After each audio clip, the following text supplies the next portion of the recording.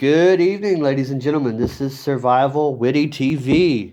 Welcome to my very first video. I'm hoping that there will be very many more to come.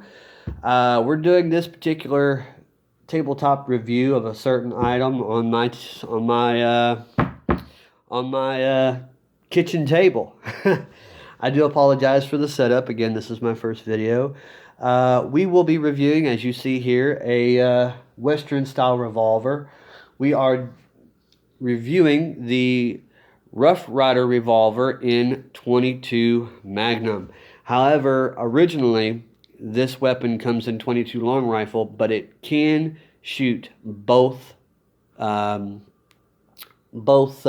projectiles through different cylinders. Same barrel, different cylinders. I know. You're getting ready to say, well, what about the timing? Well, they've all worked that out to where both individual cylinders will work. Believe me. I'm sure I'll be able to link up another video at another time to show you a test firing of this particular firearm.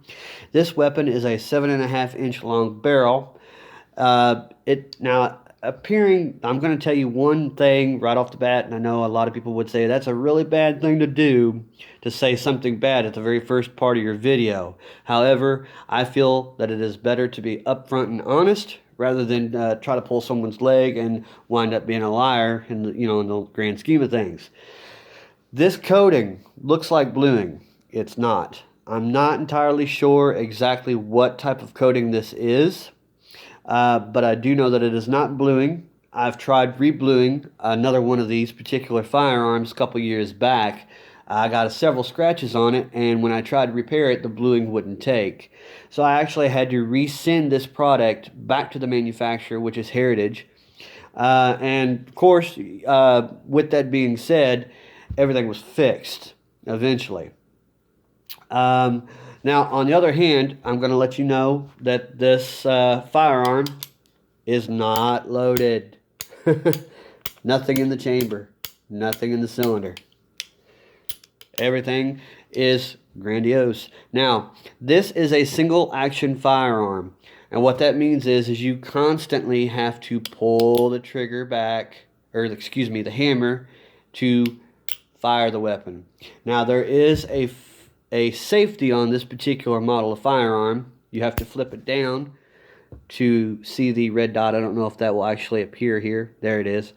Now, when you see the red dot, red is dead. That means this weapon is hot. You can actually pull this hammer back and pull the trigger and it will go off.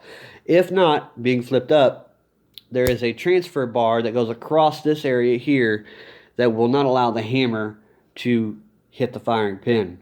Now that I have this weapon in this particular position, there is this is a very traditional sighting system. It's just basically a rear notch with a front post. Now, even though you only have this particular sighting system, with this weapon at close range, you're going to hit just about anything you're aiming at. At a distance, it can be hit or miss depending on how well you use the weapon.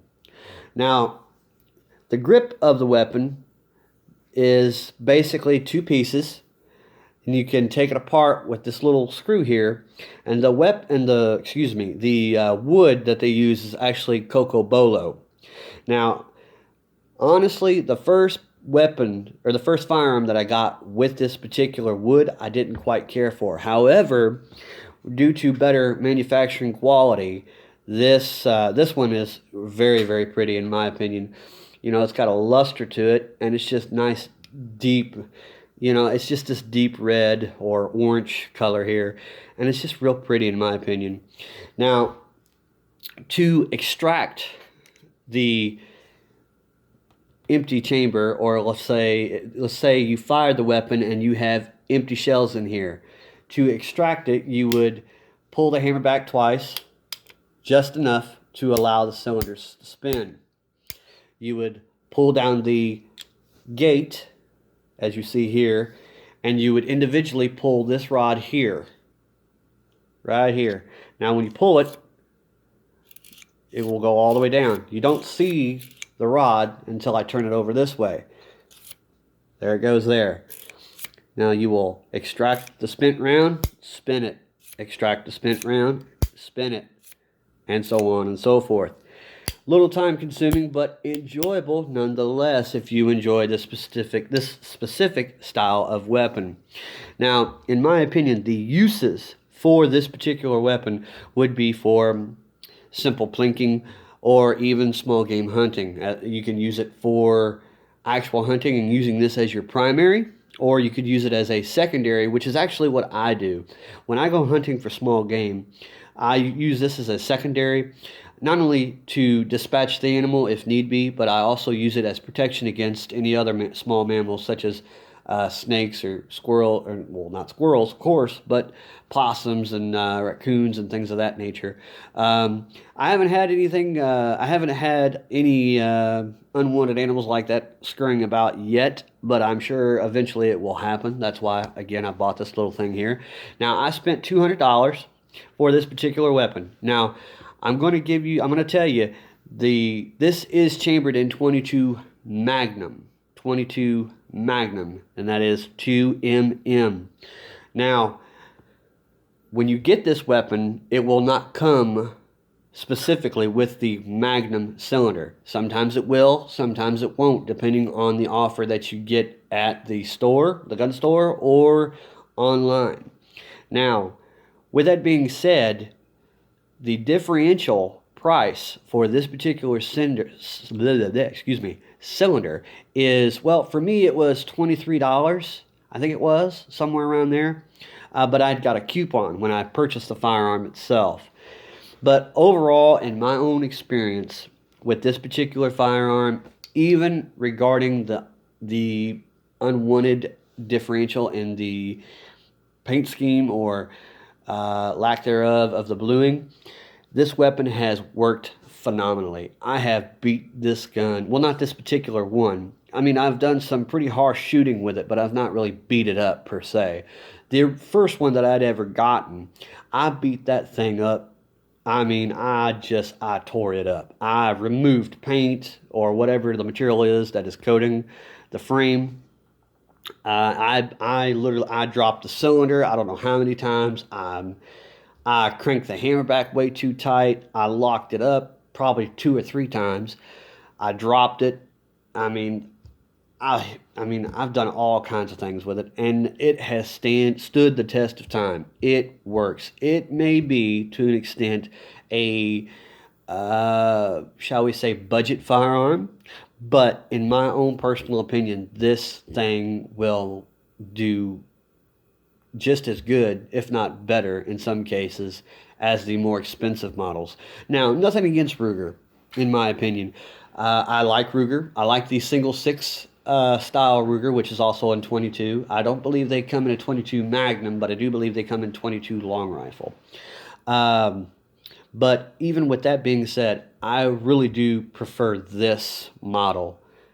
Not even because of the price, but because of the way it looks, the way it feels, the simplicity of it. I feel that this is better than the single 6. Now, some people may disagree, and that's fine. I totally understand. Everybody has their own preference. Myself, I'm more of a budget-minded person. I wouldn't consider myself very well-to-do, but I would say that I'm there. I can do just about anything that anybody else can do. I work. My wife works. We're not extremely wealthy, but we're we're living.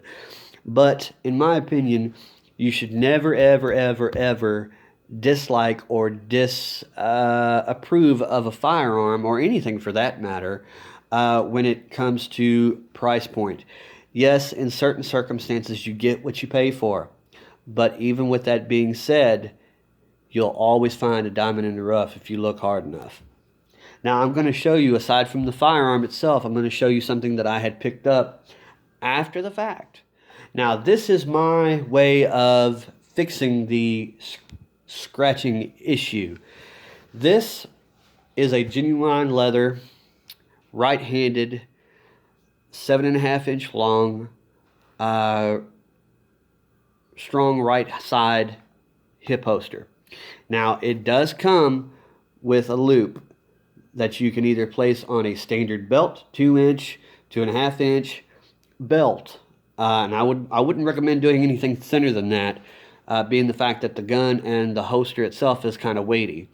But anything around that thickness of a standard belt, you could get away with using this particular rig. Now, this is, like I said, genuine leather, very, very, very well made. It's got a lanyard here to strap to your leg, easy peasy, tie it in a regular knot and go on about your business. Yes, you'll have a little bit of a tassel on the back end, but that's somewhat of a traditional style in regards to the way people used to carry it back in the day. Now, again, I would absolutely recommend this this holster for the price. Now, if I remember correctly, I believe it was $45.99, I believe, the last time I checked. Granted, yes, that is a little steep, I understand, but for the quality and for the protection of the firearm itself, you want to do this. You want this for sure. Now, when you place the firearm into the holster, it closes it all the way. Yes, I know you can see there's a gap here, but as you're trying to draw this weapon out, as long as you don't try to jam your finger in this way and you keep your finger extended away from the trigger guard itself, you won't enter here. You'll go right over top. Bang. You'll pull straight out, draw out, and you're ready to go. Now, it does not fall out. Well, it did then. But usually it won't fall out. I've bent over. I have gone to tie my shoe. I've picked up sticks. I've bent over and was trying to put everything back in my pack after a scout, and this thing would not fall out.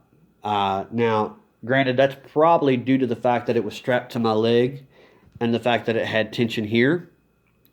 But yes, as I tipped it over and I let it loose, the weight did kind of let it travel out.